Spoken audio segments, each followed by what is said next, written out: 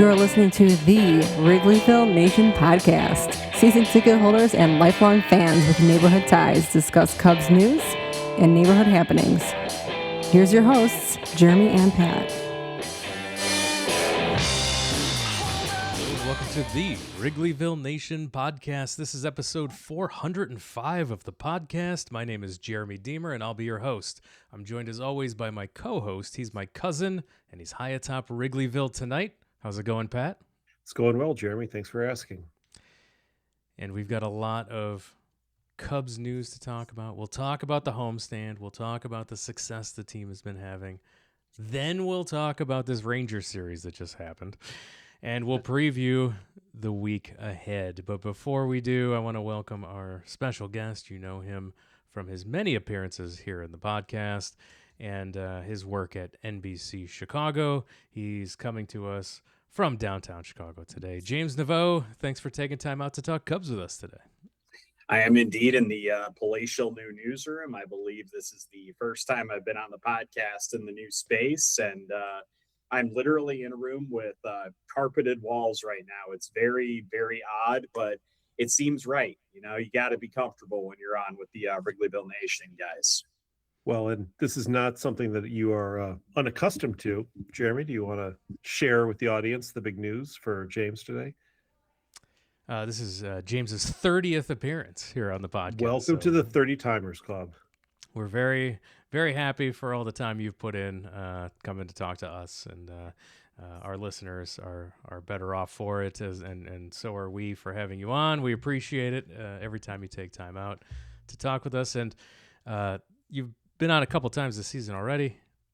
It's been positive vibes most of the time we've been catching up, and the Cubs ended up sweeping the Cincinnati Reds on the homestand, one that we were nervous about going in, a little nervous anticipation as the Reds were annoyingly good. They had a suspect record because of how well they were doing in one-run games, and we saw them come into town and lose a bunch of one-run games because the Cubs couldn't stop walking off the victories, sweeping Cincinnati.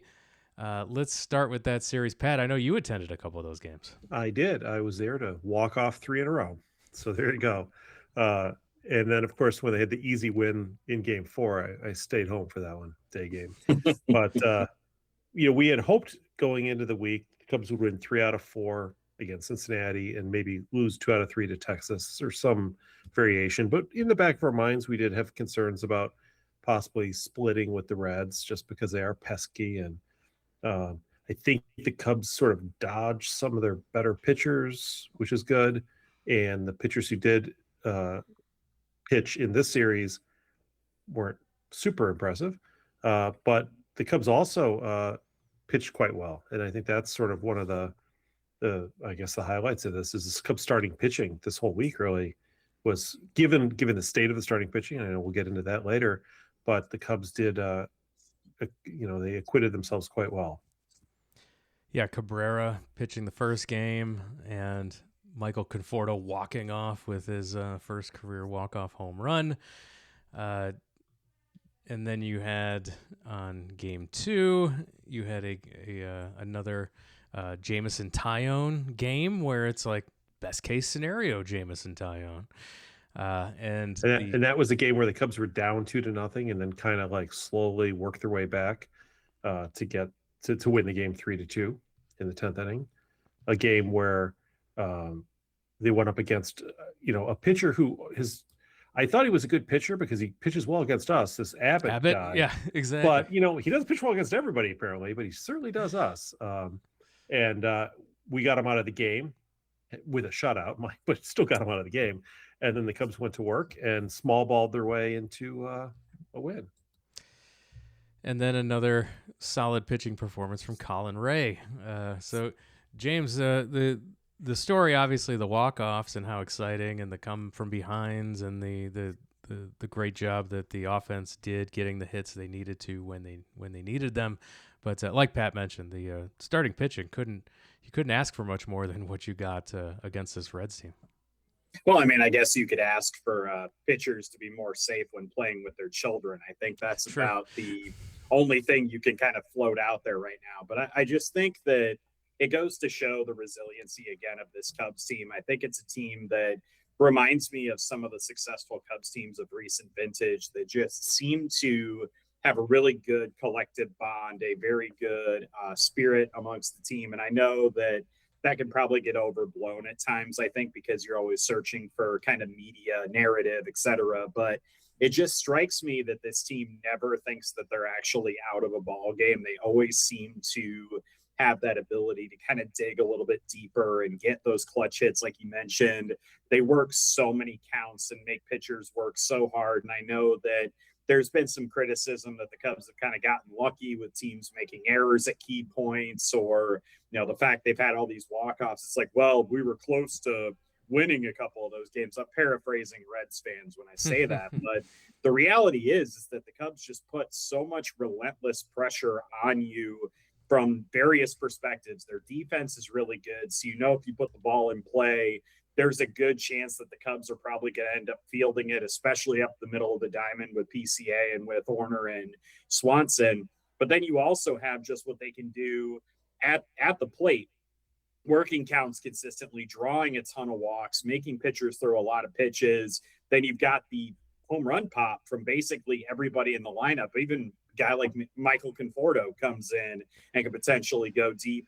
And then as if all that weren't enough, then you've got this team that can run rampant on the bases and steal bases and constantly take extra bases and look for those opportunities. And I just think that like kind of spirit is not one that you see from a lot of teams, but it does seem to be kind of a Craig Counsell-y team. And I would argue this is probably the most Craig Counsell-y roster the Cubs have put together since he came to Chicago. And I think you're just seeing the results of that because this team just relentlessly believes in itself, knows that they can put that kind of pressure on opposing teams. And I think that when you look at all the injuries they've had to deal with on the bullpen and their starting rotation, I think it all goes back to that kind of mentality that Counsell is kind of worked into every single facet of this team. And I think you're seeing the results of that play out. I've been saying for a couple of weeks now that this Cubs team is giving me some 2008 vibes. It's a team that has good starting pitching, but not like spectacular, like shutdown pitcher ace types. It's got some pieces in the bullpen, but they just seem to kind of put them together. Maybe has a closer, which, you know, a real closer, which would be nice, like that team did.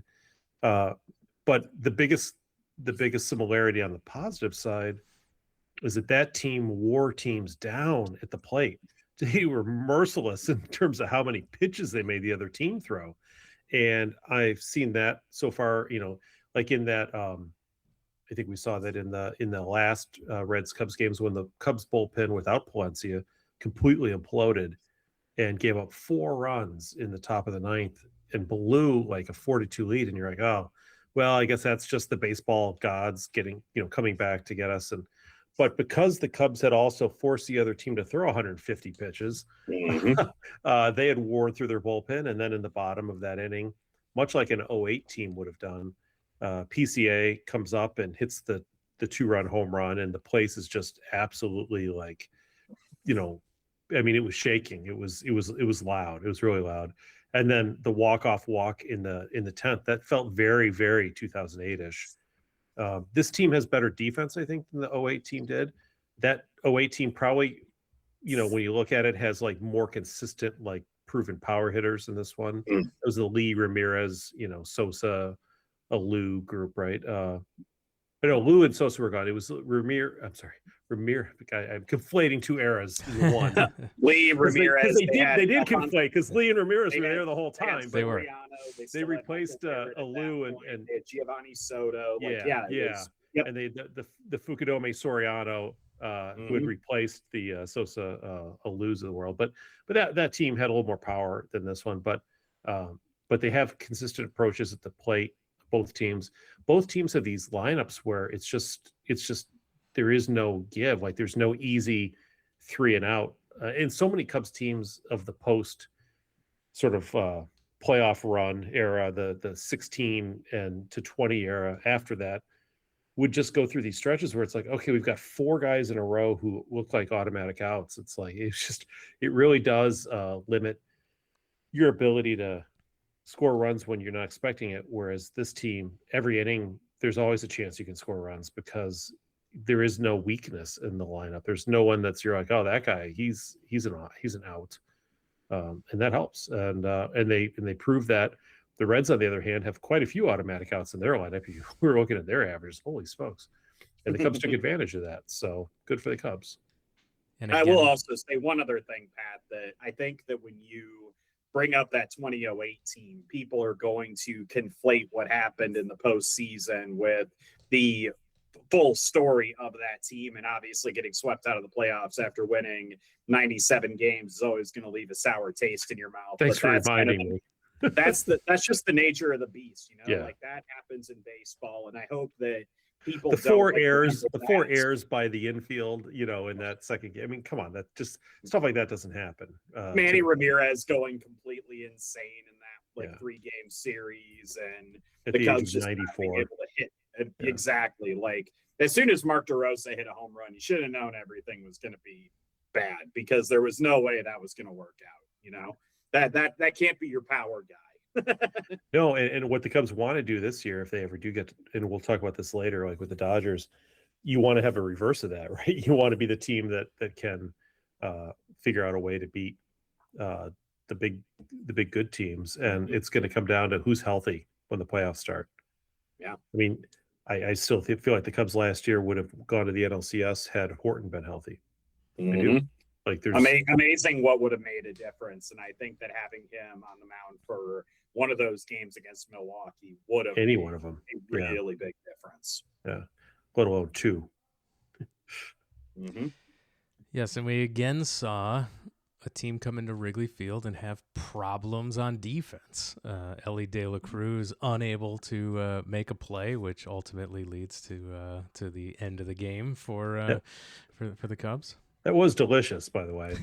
Watching him, he was shading up the middle intentionally because of left-handed hitter.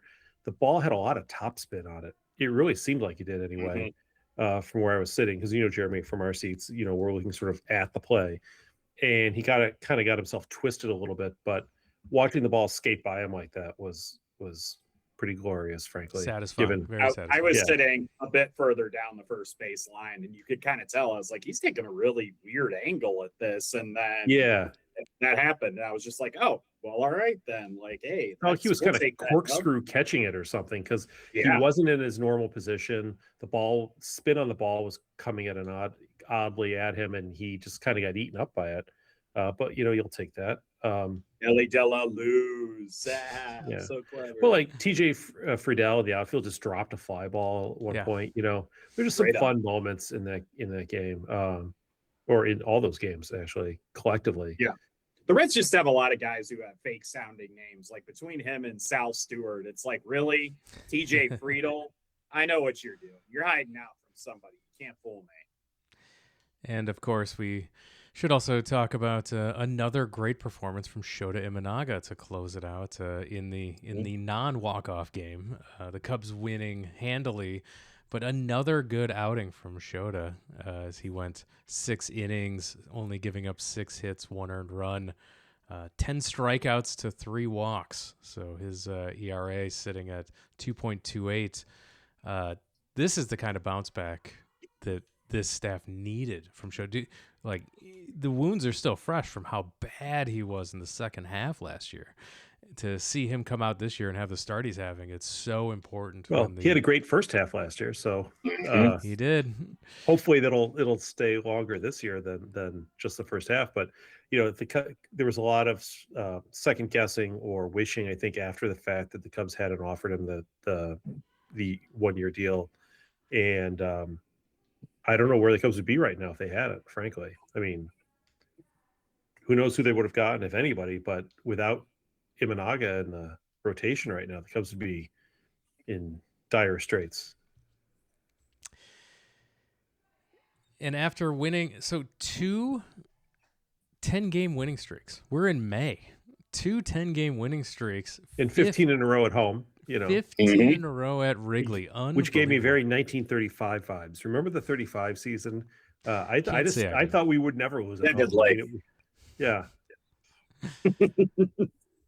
But two 10-game winning streaks is super impressive, and it's really annoying to look at the standings after two 10-game winning streaks, a 15-game home winning streak, and you look at the standings, and somehow both Milwaukee and St. Louis are only 3.5 back.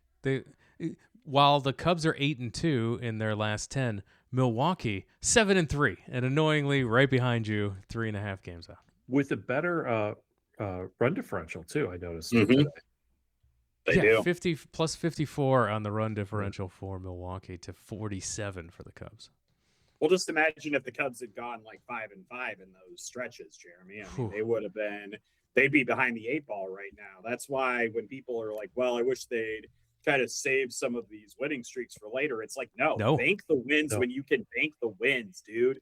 They are going to be really handy come September. And also, I will add, they haven't played the Brewers yet. They haven't played the Cardinals yet. So I would much rather them be doing well, before they get those games in and have that little bit of a cushion than the alternative. So I'm not going to complain about nothing with this. Given the horrific pitching injuries the Cubs have experienced so far this year, had they gone 5-5, each of those 10-game winning streaks instead of 10-0, I think we, meaning Cubs world, would be talking about seriously talking about selling, like at the deadline. Like it would be the middle of May, and we'd be talking about, well, come July, I guess we'll be selling off. They certainly would be talking about trying to add pitching depth to make up for it, because there just would have been no point. They would have been too far behind to justify giving up, good players in the farm system for a starting pitcher who would maybe help them win a couple games. Whereas now that dynamic is different.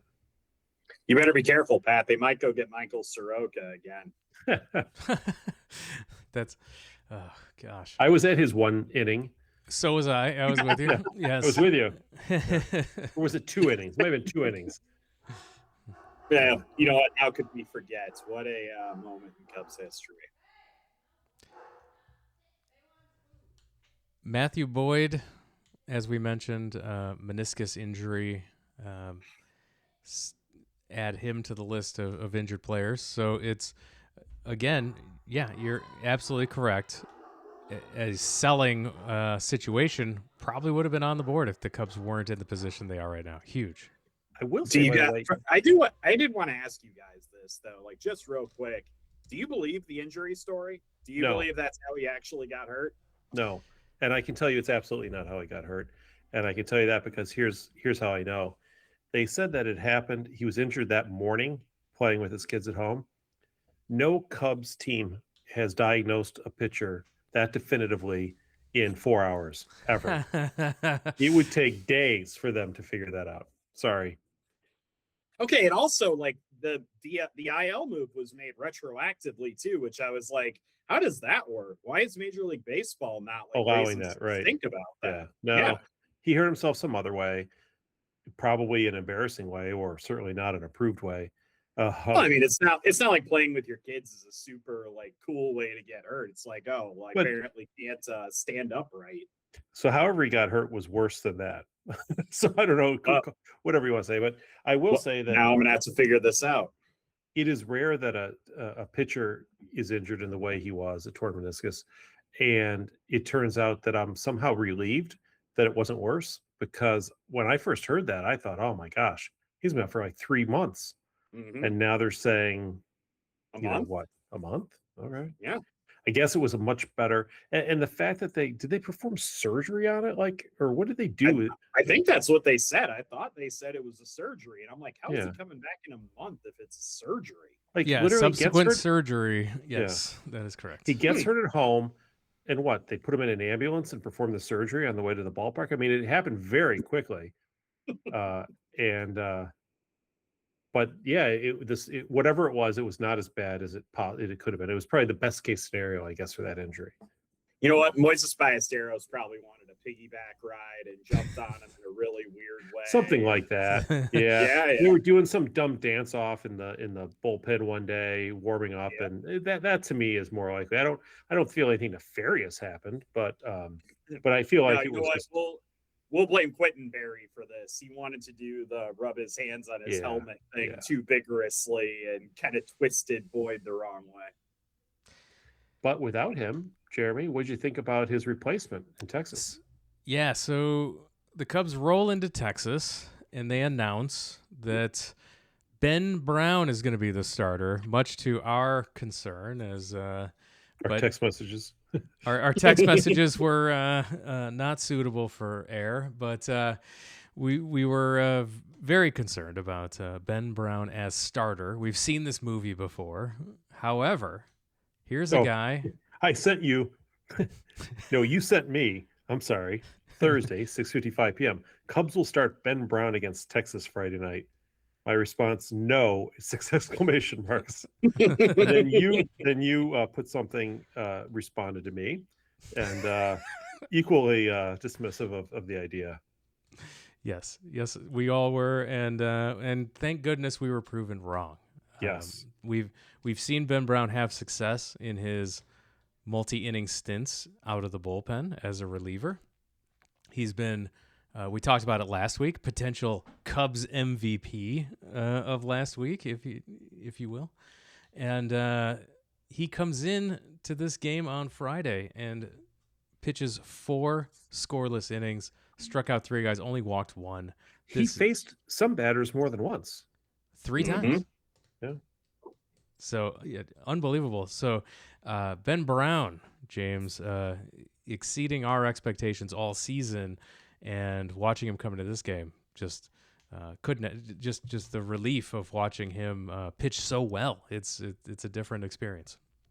You know what really annoys me about the whole thing is that I keep finding myself just thinking, is the sword of Damocles floating above our collective necks right now? Are we just waiting for the shoe to drop with Ben Brown and for him to revert to 2024 Ben Brown, where it's like, is everything okay? Is everything safe? Like, is Lucy going to finally pull the football away here? Like, it is such an annoying feeling watching him cruise and then having those intrusive thoughts. And I feel awful about that as a Cubs fan, right? Like, I should be just savoring this, like every time Ben Brown comes in and he does this well, I should feel this like intense pride. This dude has persevered through a lot of struggles and a lot of people basically writing him off. But every single time, all I can think of is this the time that he's going to punch me in the nuts? Is this going to be the time that everything ends badly? And I need to kind of cope with that in my own way. And I wonder if other Cub fans feel the same way. But there are moments like right now where I can just sit here and think to myself, man, it is so cool watching Ben Brown shove. It legitimately is, because I know that he has worked his butt off to get to this point, and the Cubs have continued to believe in him and coach him up. And it's been really awesome watching this, and knock wood, I'm really, really hoping that eventually that thought that I had, the intrusive thoughts, kind of fade away and I can just kind of savor what he's been able to do. I mean, we also know that last year he had some starts where he pitched 4 scoreless innings to start a game. Unfortunately, in those games, he would pitch into the 5th and give up 5 runs, and it wouldn't look as good in the box score. So I give a lot of credit to Counsell for pulling Brown after 46 pitches. The temptation obviously would have been to let him pitch a little bit longer into the 5th, but with the Cubs up 3-0, and even with all the injuries in the bullpen that they've had, Counsell was wise enough to take the win, literally the win from not actually, he took the win away from Brown by taking him out, but he let Brown take the win of pitching 4 scoreless innings in his first start of the year and relied on the bullpen to get us through the rest of the game, including long lost friend of ours, Javier Assad, who went 3.2 scoreless innings himself, mind you. I've always thought those two guys, if you're, I always like the concept of a piggyback with those two, but it worked out quite well. And then Brown was able to sort of have something to build off of for future starts, rather than, even if you'd only given up 2 runs in the 5th and he'd end up going 4 1/3 with 2 earned runs, this is so much cleaner and nicer and probably better for his confidence. Although I don't think prior to the year, maybe 2015, 2012, you would have been allowed to take out a starting pitcher who had a no-hitter. But but now it happens all the time, as we saw last year with Cade Horton. And the Cubs won that game. And that was the last time we'd see them score runs, as they scored 7 in that game. Yeah. They proceeded to get shut out in back-to-back games. What happened? Hard to get shut out twice like that. First time the Rangers have shut anybody out back-to-back games since 2014 or 2024. But yeah, if you have a week where you lose 2 consecutive shutouts and you still say it's a good week, it just shows you the I'll chalk Sunday up. I mean, Sunday they were DeGrommed. I mean, that was sometimes you just run into a guy who's got it, and he's still can be really good. And it was like a 1-0 thing too. Like Tyon, pitched fine. Everybody pitched fine. Why they put Palencia in the 9th inning to give up 2 runs to the closer like that? I don't understand. I just thought that was or the 8th inning, I guess. I mean, I know it was only a 1-run game, and maybe they figured, well, we need to do that to keep it close. If that's the case, it backfired, maybe. But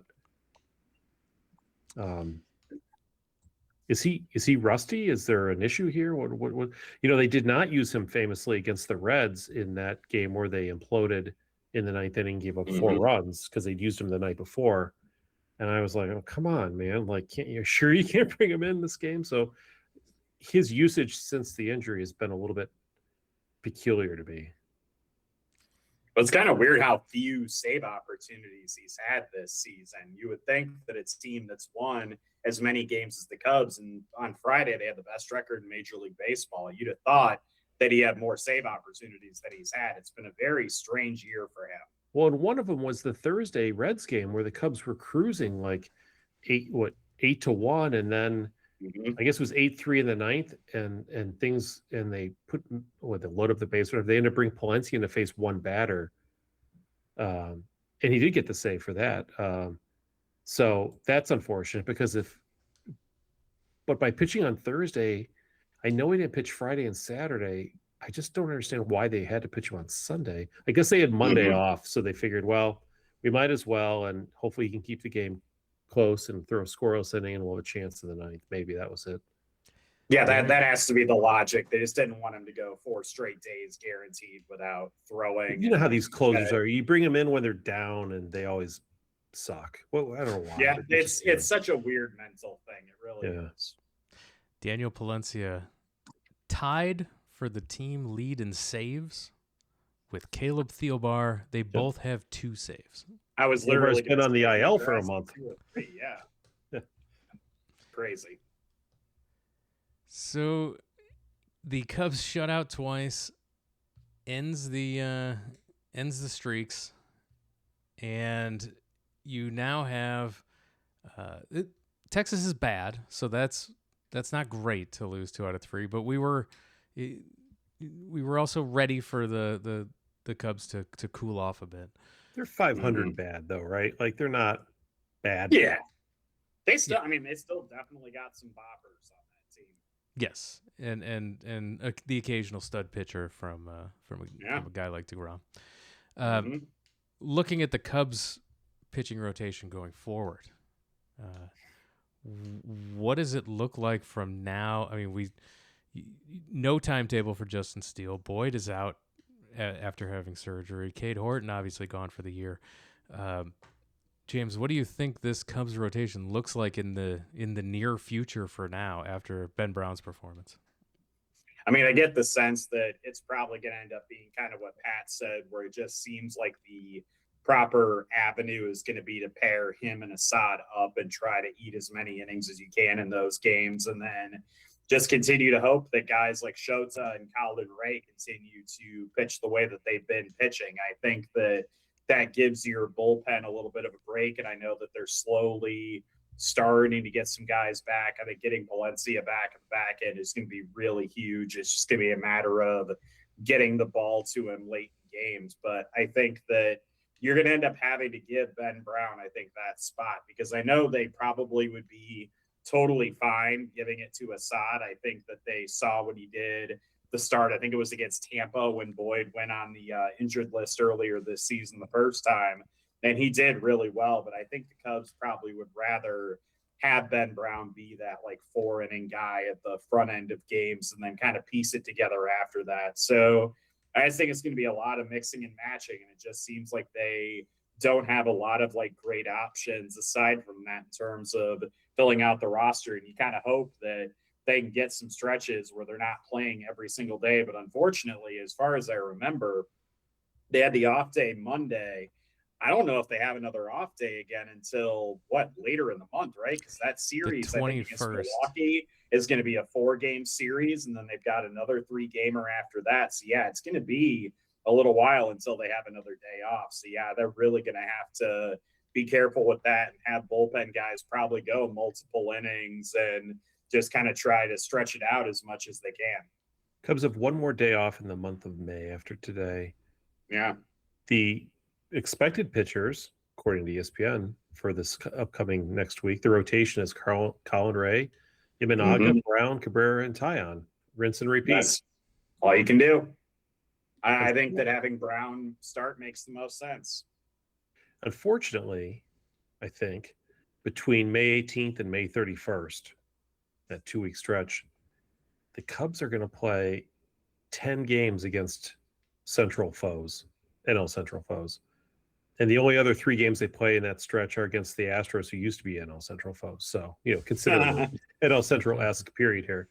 But I really hope that they can kind of hold their own there without Boyd, without Steele, obviously without Horton, because that's a lot of games. If things go poorly during that stretch, it could really have a ripple effect. When you have a 7-game road trip against Pittsburgh and St. Louis, you don't want to pull 1-6 stinker if you can avoid it, because that's and again, so hugely important that they banked wins when they banked them. You just have to take advantage of when breaks are going your way and when you're hitting the ball well, and they are getting some guys who are kind of starting to snap out of funks too, which is extremely helpful. You're looking at Michael Busch and PCA, who have been hitting better recently. So hopefully, fingers crossed, that ends up working out in their favor. But yeah, they're definitely going to have some challenges ahead. But we thought the same thing when they were going to be facing like the Padres and the Dodgers and teams like that. So I think that the Cubs have shown that they can kind of ride with those punches. And yeah, it was really critical for them to bank the wins that they did when they had the chance to. Can I read you a stat? Please. Cubs have 12 batters who have recorded at least more than 5 plate appearances. So, played in more than basically a game. Of those 12 batters, only one has an OPS plus below 100. So only one is considered a below league average hitter. Do you know who that is? Is it Bregman? Yes. Wow. He's at 95. He hasn't, other than the game he had 2 home runs against the Nats, he has 1 home run this season besides that game. That is not great for a guy that they've had largely batting like second, third in the lineup. They definitely are going to need more than that out of him for sure. Dansby's at 101 and Pete's at 104. So they've got a couple other guys that are right around league average. I guess the point is there is room for those guys to do better.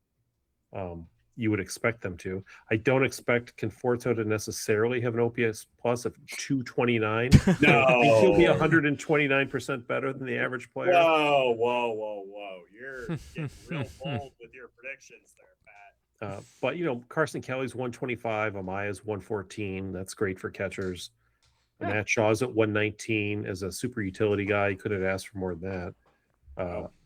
Seiya Suzuki's at 174, so he's 74% better than the average hitter. He really, after that first couple games back from the injury, first week maybe, he's really been consistent and really helped carry the Cubs in a lot of these games. Because can he possibly be considered underrated? Like, I feel like when you look at his stats, like over like long stretches of time, that dude is one of the best hitters in the National League. It's absolutely crazy that he doesn't get more respect nationally than he does. I really think he's a great hitter.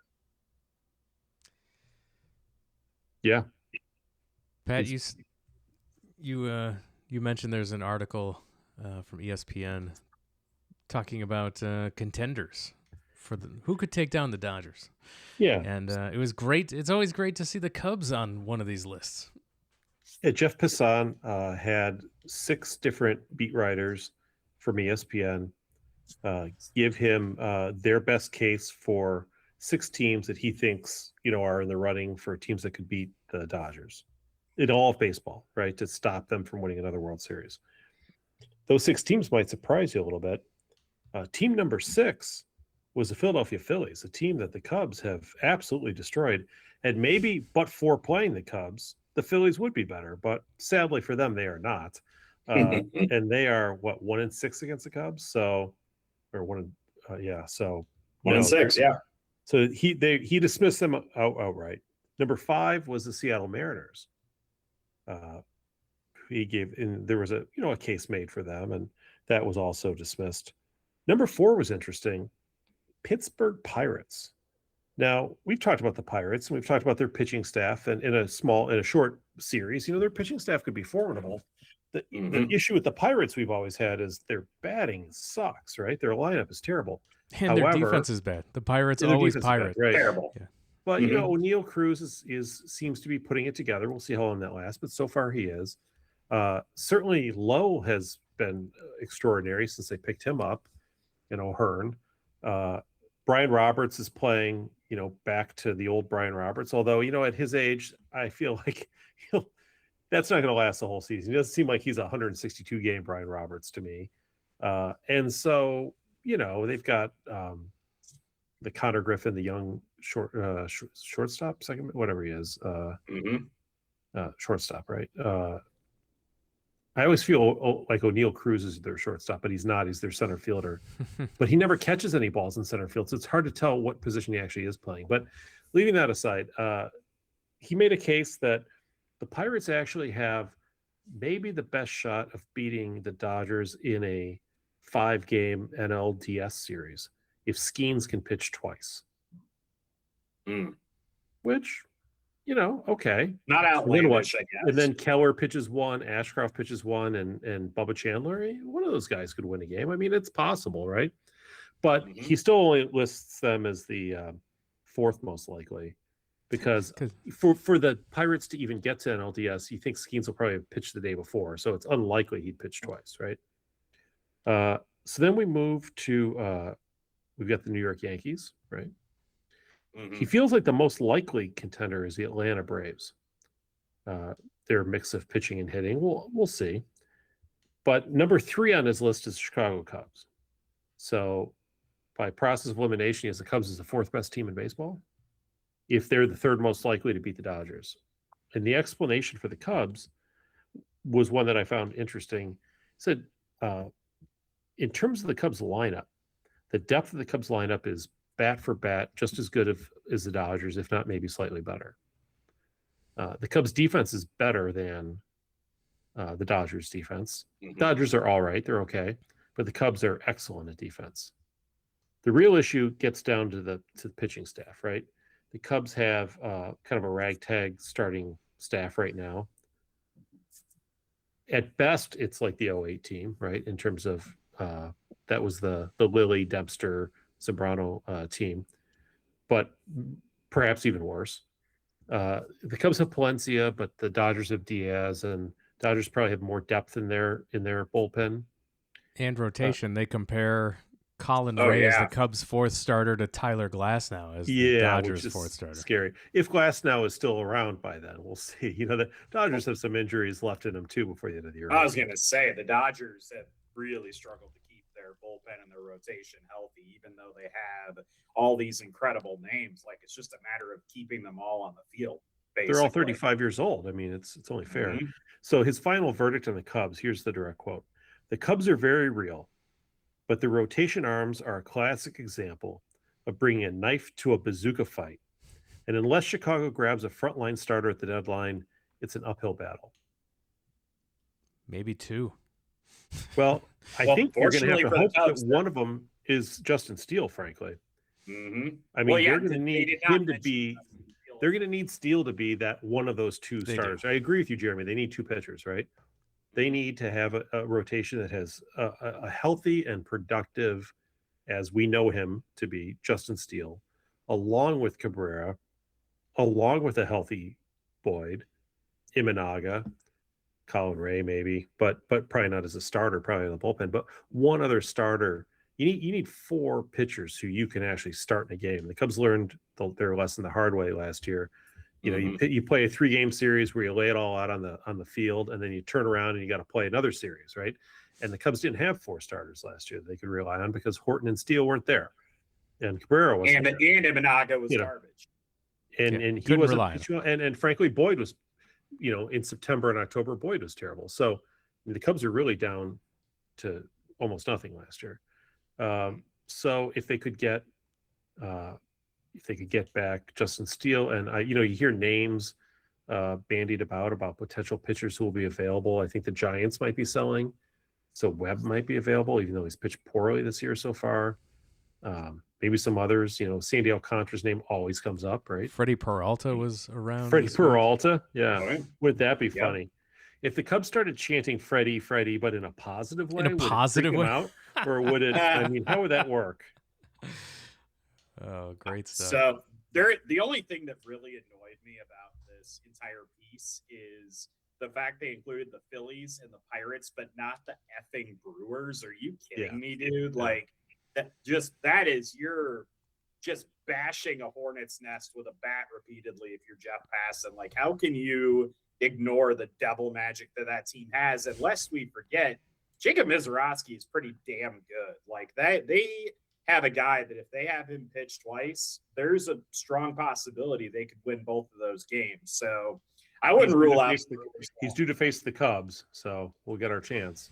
Oh, goody. By the way, the Phillies might be 2 games under 500, but they're 1-6 against the Cubs. So, but for playing one of the greatest teams in the National League, actually the number 3 team apparently, they would be over 500. But you're right, they do not seem to be a team. It's hard to say a team this late in the season, about a quarter of the way through the season, a little over a quarter of the way through, that's under 500 is a contender to beat the Dodgers. And what we saw from the Phillies, maybe we didn't see them at their best, but I don't imagine that defense is any better any other time. The team's not getting any younger. They're definitely not getting younger, and that's the thing that I keep coming back to is I think their window may have closed simply from an age perspective. But I will also point out, Pat, we keep bringing up the 1-6 record the Phillies have against the Cubs. How did that go for the Cubs playing the Mets in 2015? They swept the season series against them, and then got completely boat raced in the playoffs. So, well, look, if Matt Harvey shows up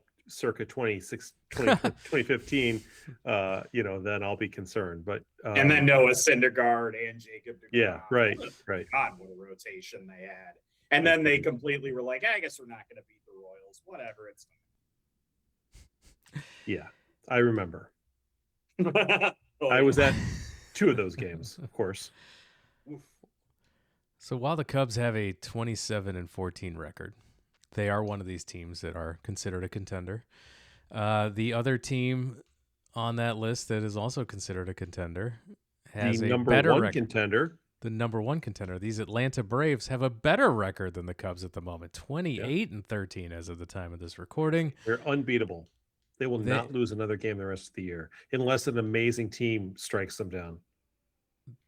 Well, we will see next week as the Cubs go to Atlanta to play the Braves. This is a real test of a series here on the road for the Cubs. 3 in Atlanta before getting to exhale and come to the South Side to play 3 against the White Sox. You can never exhale against those guys, even though we've just completely dominated them for the last, I don't know how many years. Yeah. Like everyone, of course. They're going to be worse. They're going to be peskier this year. They're almost 500, They're just hanging in there. You cannot look at any records in the AL Central. They're all not real because all those teams are so bad. They have like guys who are hitting the absolute crap out of the ball right now. They have Murakami, who cannot be stopped by anybody. Miguel Vargas. Well, actually, he strikes out 45% of the time, but the other 55% of the time he can't be stopped. Hey, you know what though? Like, I'll take, a guy who can hit 50 home runs and has 200 strikeouts like that. His name is Adam Dunn, and he's been See, it's what I'm replaced saying. by The his White Sox Japanese are doppelganger. they already have the guy that replaced Adam Dunn. See, it's very clearly science. I think that the White Sox, like you said, like that is a term that really strikes me about them this season. They're just a pesky team. Like you never can quite rule them out because they've been able to hit the absolute crap out of the ball and hit so many home runs this season. I forget the trio of White Sox right now. I think it's those two and then maybe Colson Montgomery that have like more home runs than like 10 teams or something like that. It's utterly nuts. The Cubs are 18-5 at home, 9-9 on the road. So they are a 500 team on the road, going to play 2 road games here. Although the at White Sox games do feel like a home game. That's the time the Sox fans get to sell their tickets. So that ought to be an interesting series in terms of the split, because I know there are some White Sox fans who are definitely enthusiastic, and then the weather this weekend is going to be really warm in Chicago. Spectacular weather this weekend. Yes. Definitely curious how the split's going to be in terms of fans for that series. Well, let's get into our predictions for the 6 games ahead. The 3 at Atlanta, 3 at the White Sox. We touched on the pitching. Atlanta's hot. Pat, we'll start with you and your prediction. Are you the optimist this week? Well, I think in the Braves series, I might be. I think the Cubs are going to take 2 out of 3. Wow. At Atlanta, which I know sounds odd, but when you look at the pitching matchups, the Cubs are fortunate in that they avoid Bryce Elder, they avoid Perez, they avoid Spencer Strider, who's coming back from an injury. Schwallenberger is still out, but they're going up again. I mean, look, it's Sale, Holmes, and Richie. If you can't beat those guys, yeah, you might not be able to beat the Braves. Period. I mean, the fact that Matt Olson, formerly of my fantasy baseball team last year, who was awful, is now leading the league in every conceivable stat is a little bit frustrating, but he should calm down. Is Acuna back for that series? I don't know. Is he? He's on the IL right now. I'm not sure when he gets off. But I don't think he's going to be back. Okay, well, good, because he's a good player, and I don't want to play him. He's eligible to be activated on Wednesday. Okay, so we might face him twice then, but he may not come back the first day, and he may be slow rolling that first game. So whatever, we'll see. But I think the Cubs are playing them at a good time. I think the Cubs can take 2 out of 3.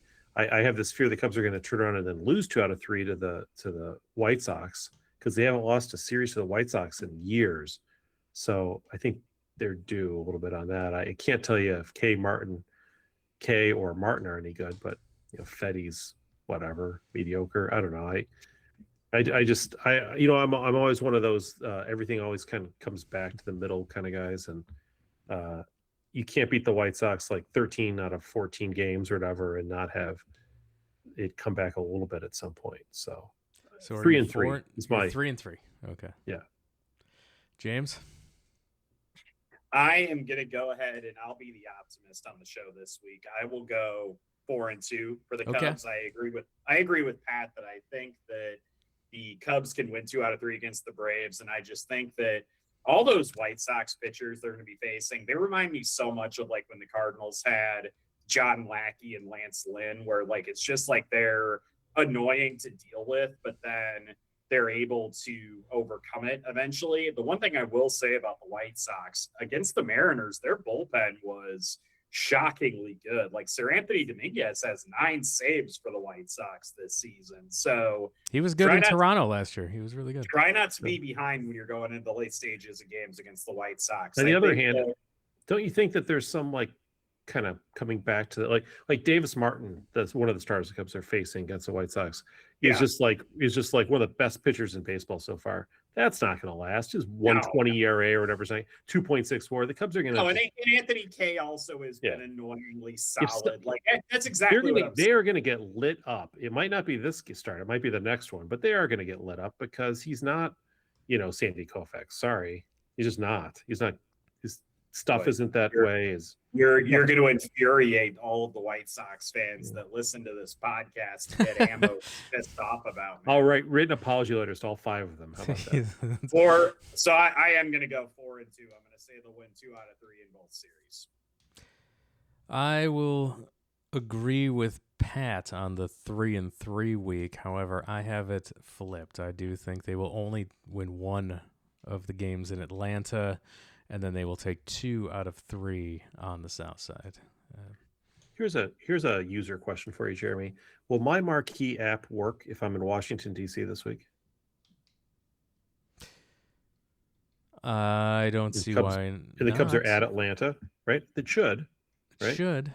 Yeah. Okay. I'll report back. Okay.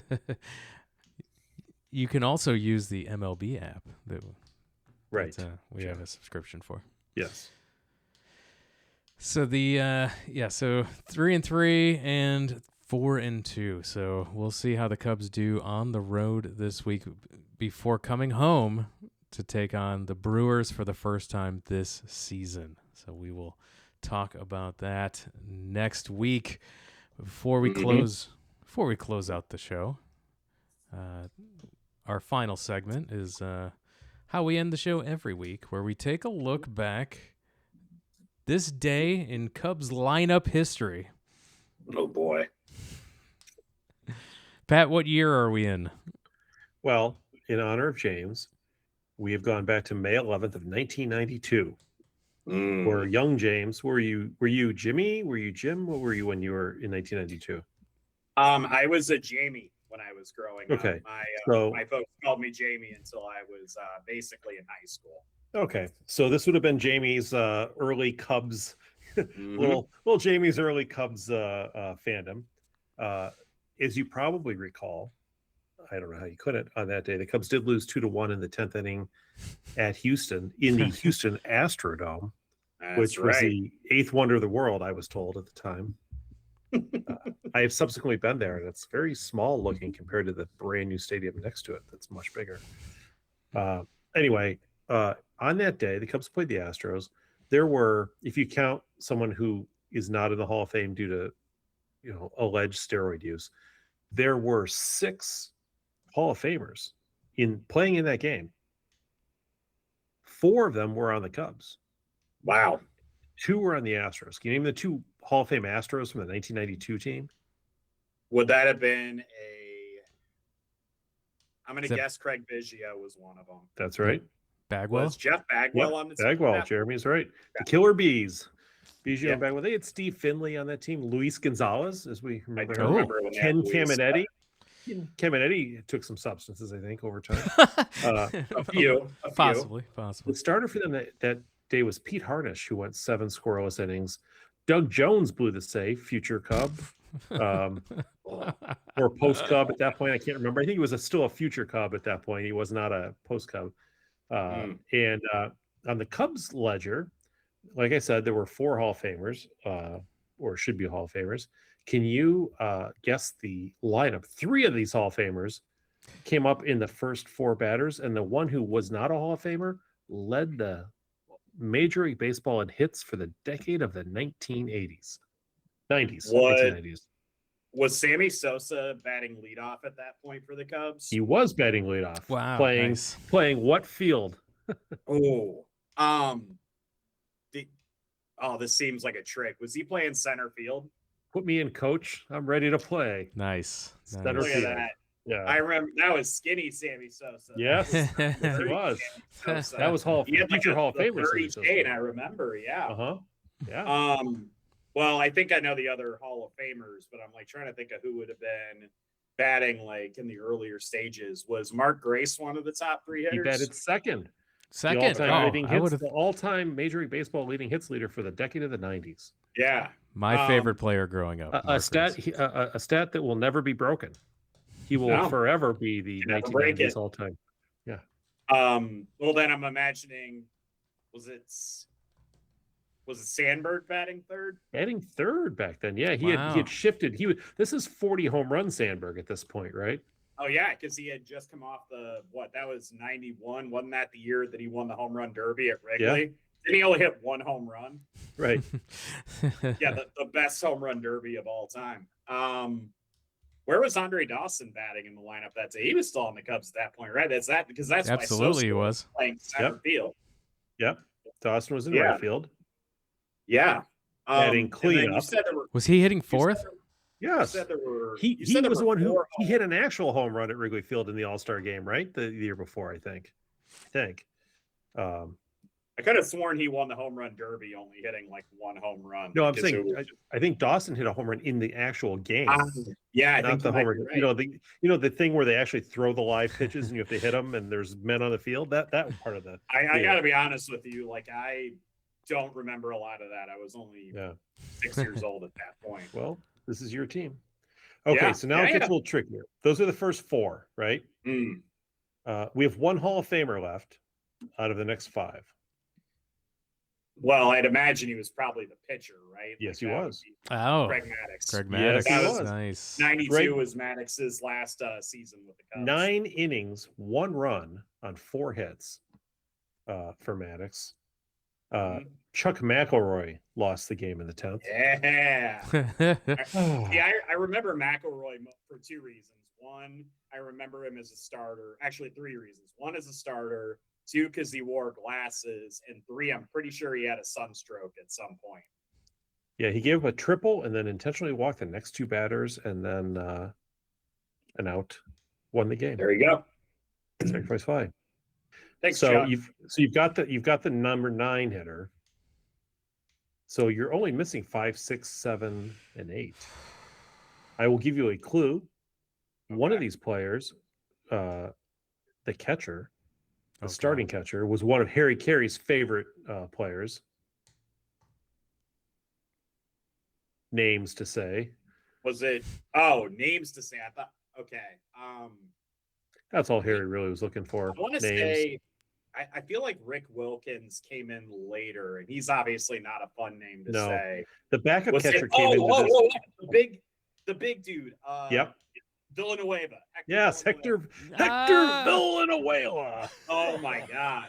Yeah. Who was replaced by a pinch runner who once was struck by a thrown baseball by Rob Dibble because he bunted to the line in a game where Andre Dawson was ejected because Joe West called him a name he should not have. A wild game. It was not this game. If this is who I'm thinking of, I remember having a Cubs mini bat with Doug DeCenzo. Yes. Doug DeCenzo was a pinch runner for Hector Villanueva. Oh my God.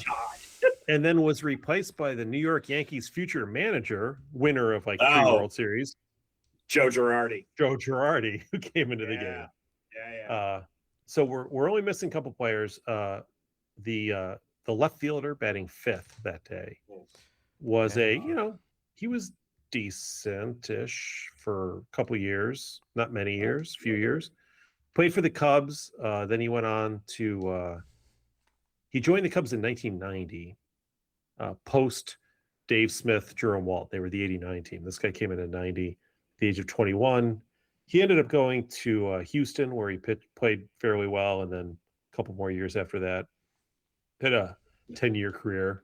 First round pick, drafted 9th overall. Wasn't Dwight Smith, was it? No, he was after the Dwight Smith Jerome Walt era. Okay. He came in the next year. Oh man, I have no idea. I'm blanking. He shares the same first name as a famous Cubs first baseman from the next decade, who came to the Cubs in 2004 and played with the Cubs for 7 years and was one of the greatest first basemen. I know. It was Aesop Williams. Oh, wait, you're not talking about that. Shoot. Nah, no idea. I'm drawing a blank on who is it? His name was Derek May. Derek May. Derek May. Okay. Not How Derek could I Lee, forget? but Derek May. There was a Lee What a May guy. with the Orioles in the 70s and 80s. I'm trying to help you out here. Lee May what? Okay. So let's move to the 7-hole. We got a shortstop and a third baseman. The 7 holes a shortstop, a guy who I remember because he was on the Padres for many years. He came to the Cubs in '89, late in the season, and had a couple big hits. Hit 325 for the Cubs in like the month of September. He was one of those late season pickups, and then continued to play for the Cubs for a couple of years. '92 was his last year in professional baseball. He was hard to give you any more hints. You're not. Than, Yeah, I was literally, my first thought was Ray Sanchez, but that's not who you're describing. I was thinking Dunston. Was this a Dunston? no, this guy played shortstop, but he was actually a third baseman on the '89 team. Louis, was it Salazar? Yes, Luis Salazar. Luis Nice, Salazar. nice Wow. pickup, Luis Salazar. And yeah, then finally, I seem to remember him playing for the Padres. Like that Yes. kind of triggered my brain a little bit. and the last player on the list, batting Third eighth, baseman. third base with a minus 1.2 WAR in the season. His I was gonna last year, say, literally, like, who was like between Aramis Ramirez and like Ron Say? Who the hell played third base? for the Kevin Cubs? Ory. Was it good. Kevin this guy Ory? had a OPS plus of 25 that year. He then went to I Texas the couldn't next answer year. that. He went to Texas next year and put up a 2.5 WAR, just for what it's worth. This was in that era when the Cubs would have third baseman like Shane Andrews would Yeah. play there for a year, a little bit later, I guess. And Wasn't guys it like that. 13 straight years they had a different opening day starter at third base? Basically until Ramirez. Until Aramis did, yeah. I mean, they'd have a Villanueva, they'd had a Valbuena, they'd have Gaetti came for a couple months. They had, just was Dante Bichette, not Dante Bichette, the Bichette. No, we didn't have a Steve Buechele. Yes. Steve Buechele, Kevin played Ory. for the Cubs. I had no idea. Yeah, all kinds of guys. Anyway, so this guy played for a year. He was terrible, as I pointed out. You're never going to guess him because he's not really memorable. You might even not know him if I tell you. I got to be honest. With you. The fact that I pulled Hector Villanueva is kind of a minor miracle. I'm not going to push my luck here. I don't. For all of you who play the Immaculate Grid game, Cubs third baseman Doug Strange. Doug is Strange. Yeah. Nope. Memory hold that guy. I do not remember it. No. So that was the lineup that day in 1992. 4 Hall of Famers for the Cubs. I think I did pretty well considering I was 7 years old. You nailed at that point. And you nailed the order, which is always the hardest part, is to get the I lineup. can't believe I remembered Sosa would have added leadoff like that, like 92, 93 era when he was stealing bases. I was just like, I wonder if they had him batting leadoff at that point. After Santo, the Cubs had Madlock, Steve Oliveros for a couple of years, Lenny Randall, Ken Reitz, who came over in the Bruce Sutter trade. Sandberg played his first year at third. Then they had Say. Moreland played a year at third. Remember when they got Law from the Expos, Vance Law he was a former White Sox too. He made the All-Star team in '89 when everybody else did. And Salazar, is that legally allowed? Buechele, Todd Zeile from the Cardinals came for a year. Gomez, Ory, Hernandez, Gaetti, Green, Coomer, Mueller, Miller, your guy, Jeremy. Yeah, Bill I'm Miller. trying to remember who I wanted then Ramirez. to face more between Todd Zeile and Todd Hundley. What was with the Todds that I just did not like with the Cubs? Well, you probably didn't like the fact that Todd Zeile had a minus 1.3 WAR. Right. That probably be the badness. Yeah. It was the badness. Yeah. And then with Hundley, Hundley had Hundley, the father, was revered by Cubs fans, but God, my dad Hundley didn't shut up about Randy Hundley. Yeah, and yet Todd Hundley, just not the same. Didn't play. It felt like he played for the Cubs for more years than he actually did, right? I think they signed him because it took years off our life. They signed like a 3 or 4 year deal, but he only played 2 years with the Cubs, and then they. So he had the Milton Bradley effect then. Oh, that makes sense. Yeah, I mean, he had a -1 WAR and a .4 WAR. So I mean, he was, yeah, when you hit 187 and 211 in back-to-back years, you probably don't make a lot of new like lifelong fans. Yeah. Boy, Always. I remember being so frustrated by that guy. Again, I don't. Apparently, Todd's and I would not get along with the Cubs. And you know what? I We'll feel go like ahead there and was bring like it a up. behavior element to it too, where his body language and his performance were both poor. Yeah, I'd say some more words, but again, this is a family-friendly Yeah, podcast. for sure. Always fun to take a trip down memory lane and see some old Cubs lineups, hear some old names, remember some guys. And Boy, we remembered some guys the crap out of that segment, Jeremy. yes, always fun. It's always fun catching up with James Neveau when he comes on the podcast and we get to talk Cubs with you. Time flies. We're already at the hour. So, James, please remind our listeners how they can find your work on the internet. Best place to find it, NBCChicago.com. I cover the Cubs extensively. I do a lot of other stories as well, cover a lot of news. Pat will actually be interested in this. We just released a new documentary here at NBC Chicago called Separation, A State Without Chicago. It's about the effort to split Illinois basically into two between rural and urban areas. I did that with my coworkers, Rose Schmidt and Stephen Yo, and it was absolutely fantastic. It's gotten a lot of great feedback so far. And again, Pat is somebody who, I know dabbles in the worlds of politics. I think, folks like you might find that interesting, and I'd appreciate I think I know who wins that split, but I'll be curious to watch it just in case. Yeah, you know what? I hope you're as intrigued by the subject matter as I was, and you can find that on our station's YouTube channel right now. Awesome stuff. And you can follow us on all the social media platforms at WrigleyvilleNat. WrigleyvilleNation.com has all the links. We appreciate all of the support throughout the season. Continue to tell your Cub fan friends about the podcast and show your support by going to our YouTube channel where the video version of this podcast is. We need likes and subscribes over there. So throw us a subscribe, even if you don't consume your podcast via the video form. Helps us work the algorithm so other Cub fans can find the show. And with that, we're going to wrap it up and call it a podcast. Pat, thank you for joining us. Thank you, Jeremy. Thank you, James. And thank you, Doug Strange, for making this a remarkably memorable podcast. Thanks again, everyone, for listening, and we'll talk to you again next time.